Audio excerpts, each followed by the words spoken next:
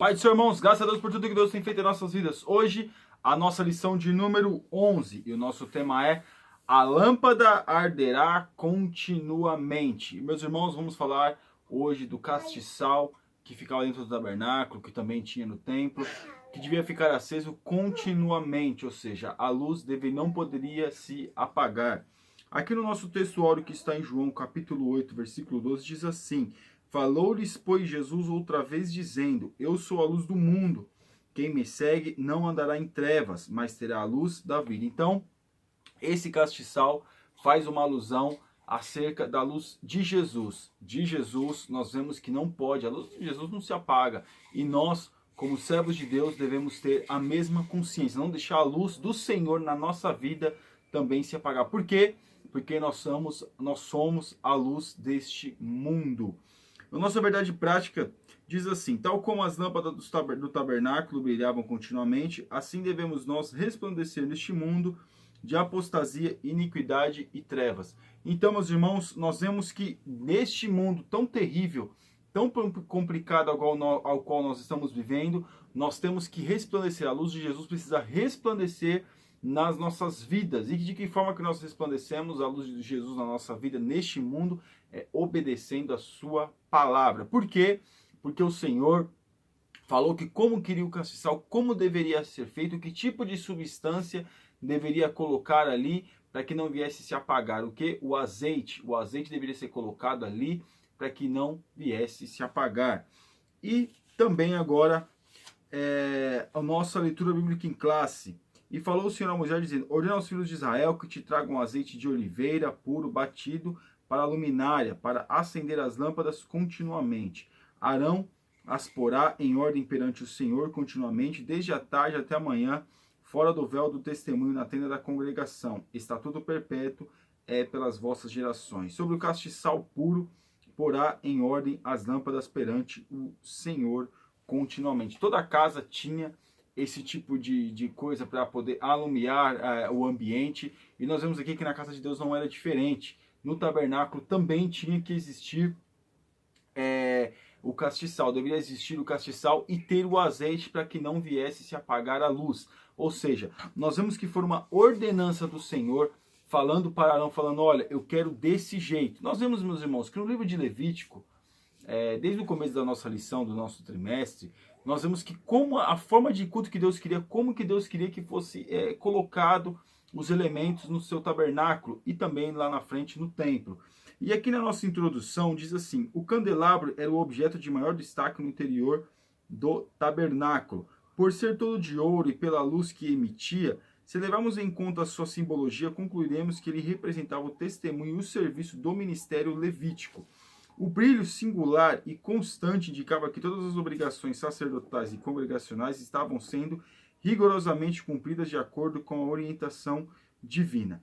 A Igreja de Cristo, como a luz do mundo, tem a obrigação de luzir sempre nas trevas, mas se ela vier a perder o seu fulgor, que diferença haverá entre nós e o mundo? É chegada a hora, pois, de mantermos nossos candelabros acesos, pois o Cordeiro de Deus anda por entre eles, exigindo de cada um de nós perfeito brilho. Irmãos, nós vemos que aqui está falando do candelabro. O que era o candelabro? Aquele objeto que existia sete coisas ali para poder acender e ficar aceso continuamente. Então aquilo devia ser limpo, devia ser cuidado. Deus mandou fazer daquela forma. Aqui tem até a forma aqui, ó, para os irmãos verem melhor. Assim que era feito, foi dessa forma que Deus queria, desse jeito. Deus mandou os artífices, mandou fazer isso, que nós vamos ver aqui mais para frente na lição. A forma que Deus queria. Por que o artífice? Porque era aquele homem, era o artista da época, que fazia aquela escultura artística. E nós vemos aqui que Deus mandou fazer desta forma, porque Deus queria desse jeito, para que não viesse se apagar a luz de Israel. A luz não deveria se apagar dentro do templo ou dentro do tabernáculo. E aqui no tópico 1, o candelabro de ouro. Didaticamente o Senhor ordenou o fábrico de candelabro a fim de que os filhos de Israel se conscientizassem de sua missão profética, sacerdotal e real no mundo. Então Deus mandou fazer um candelabro de ouro. Para quê? Era uma simbologia para que eles viessem ser o que? A luz. Eles deveriam ser a luz. Porque aqui está dizendo bem, o comentarista da revista aqui está dizendo bem, se conscientizassem acerca da luz, deveriam brilhar em meio em um momento ali que existiam tantas civilizações pagãs, como nossos dias de hoje, tantas civilizações, tantos povos pagãos, e nós temos a luz de Jesus, deveríamos iluminar esses povos. Por que a luz tem que iluminar o ambiente mesmo? Para enxergar melhor. Por isso que existe a luz no ambiente, para as pessoas enxergarem. Então a luz naquele momento era para enxergar, para nós enxergarmos a nossa vida, claro, e para que as pessoas enxerguem a diferença de Cristo na nossa vida e também venham enxergar a sua própria vida. Porque quando chega perto de uma pessoa que tem a luz de Jesus, as pessoas conseguem discernir e conseguem saber acerca do reino de Deus. Aqui na parte 1, o fábrico do candelabro, segundo a determinação divina, os artífices fizeram um candelabro de ouro puro e batido. A mobília foi de tal forma talhada, trabalhada, que formava uma só peça com o seu pedestal. Hastes, cálices, maçanetas e flores.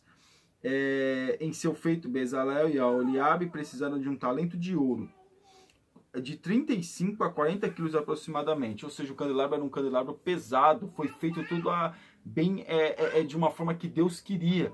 E Deus mandou o povo fazer e tinha que ser daquele material, naquela quantidade, daquele jeito. Por quê, meus irmãos? Deus mandou eles fazerem daquela forma, porque era a forma que Deus queria que eles fizessem. Daquele jeitinho era a forma que Deus queria que eles fizessem. Aí a gente remete na nossa vida e vemos de que forma que Deus quer que a gente faça certas coisas, de que forma que Deus quer que a gente coloque a nossa mão no trabalho da sua obra, de que forma? Porque aqui Deus mandou esses artífices fazer, esses homens tinham habilidade. Nós temos habilidade para fazer coisas para Deus. E de que forma que nós temos usado nossas habilidades? Aqui na parte 2, a luz do candelabro, o azeite para as lâmpadas foi trazido voluntário e generosamente para a congregação de Israel. Então essa luz aqui, o azeite era voluntário, era um azeite todo preparado, era batido, era bem feito, era bem, deixava ficar muito bom esse azeite. Era um azeite de belíssima qualidade. E nós vemos que o que aconteceu, o povo trazia isso. Isso foi uma voluntariedade do povo para trazer este azeite. E Deus abençoou poderosamente o povo. Por quê? Além de Deus mandar nós fazermos certas coisas, Deus também quer ver a nossa atitude mediante as coisas. E aqui Deus viu uma grande atitude daquele povo que levou o azeite de ótima qualidade. Para quê? Para que a luz viesse, para que viesse colocar no candelabro e a luz viesse a alumiar naqueles dias.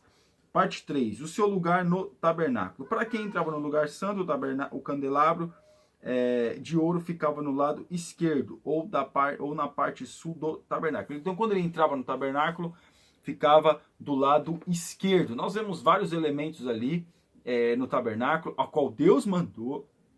Deus mandou para Moisés: olha, eu quero que você controle um tabernáculo assim, com um pano assim, você vai colocar isso aqui assim, e você vai colocar o candelabro do lado esquerdo. Foi a orientação de Deus. Ah, mas por que Deus mandou colocar do lado esquerdo ou do lado direito? Não importa, Deus mandou colocar do lado esquerdo, e estava do lado esquerdo era porque Deus mandou. E se Deus mandou, meus irmãos, nós não temos que discutir. E aqui o candelabro ficava do lado esquerdo do templo. Foi uma determinação de Deus para que ele ficasse daquele lado. Tópico 2. Jesus, a luz interna e perfeita. E aí nós vemos quando os elementos do tabernáculo nos traz a reflexão acerca dos nossos dias. E aqui não é diferente. Quando fala de tabernáculo, vai falar da luz de Jesus, que não pode se apagar na nossa vida. Porque a luz do tabernáculo só era apagada, ou no templo não era apagada nunca, mas no tabernáculo só era apagada quando eles tinham que mudar, quando eles tinham que desmanchar as tendas, desmanchar o tabernáculo, desmontar o tabernáculo para ir para uma outra localidade. Aí sim, aí eles tinham que apagar, porque não tinha como levar o tabernáculo aceso, pelo menos eu entendo dessa forma. Mas quando chegava lá, enquanto o tabernáculo tivesse montado, a luz não podia se apagar. E o povo trazia voluntariamente o azeite para que não viesse se apagar.